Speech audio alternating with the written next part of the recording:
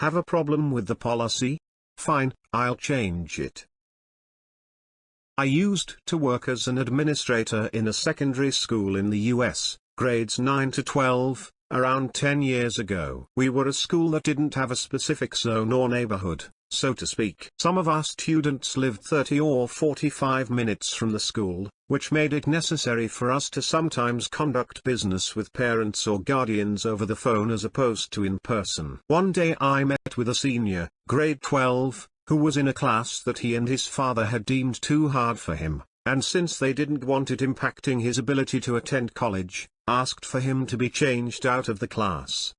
It was early in the semester, and there was plenty of space available in other courses, so I had no problem doing it after a conversation over the phone with his father. The student was a good guy, and he was totally grateful to me for helping him out. He would now get to enjoy his last year a little more, with one less difficult class to worry about. The next day, I get a phone call in my office from Mom, who is irate. She spends approximately 5 minutes berating me about changing his schedule. I indicated to her that Dad was on the contact list for her son, and he was allowed to make these decisions if he chose to do so. She is the person who put Dad on there several years before. Evidently, Mom put Dad on the list before their divorce.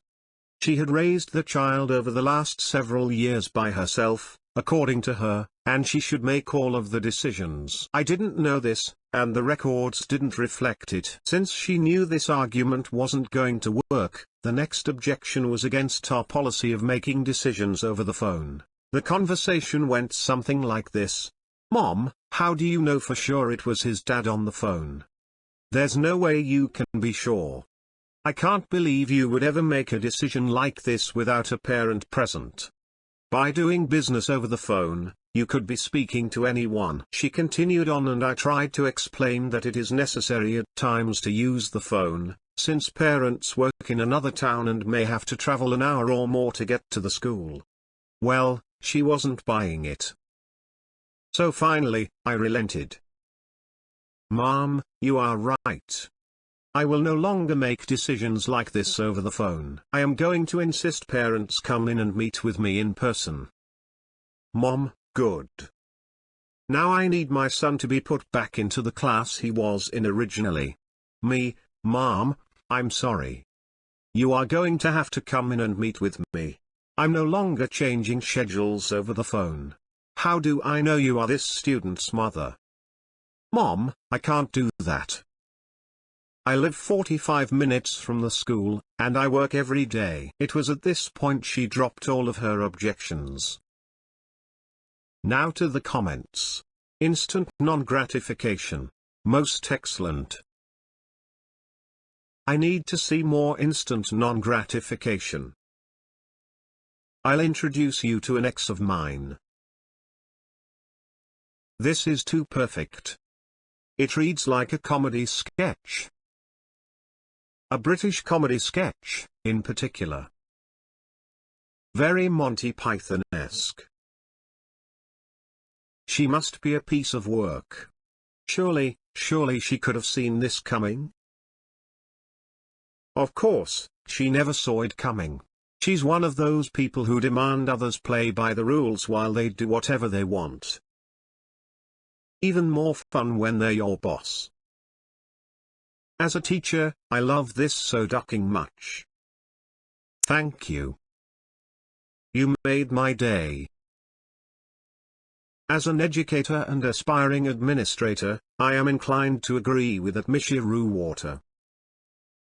I don't even understand why a parent was involved in the first place. I chose my own schedule in high school, and I changed out of a couple classes when I realized I wasn't interested too. My parents never had to get involved. As long as I was meeting all graduation requirements, why would they need to be? I imagine a quiet kid who wasn't really willing to go to the administrator personally, so he asked his father to do it for him. I definitely would have done something like that. Also, my mom would have responded in a way just like the one described. TBH, someone could tell me I was the kid in this story and I've just forgotten, and I might believe it. Foisted by her own petard. Well played. Hoisted. Foisted by her own hoisted. What logical reason could she have for wanting her son to stay in a class he will probably fail? Does she just want to rub his nose in stuff he can't do? No, this was an attempt to duck you to the father. The son was just collateral damage. Either that, or mom is a massive control witch who feels she has the right to dictate exactly what her son will take for classes, regardless of whether he wants to / will fail them or not. The whole dad/divorce thing absolutely plays into it, but I get a vibe that this woman pretty much dictated to her son what classes he will take, because her baby boy has to have these classes that he doesn't want to take to get into prestigious in mommy's mind university that her baby boy has absolutely zero ducking desire to ever attend. The fact that he either hates those classes or might fail them is completely oblivious to her.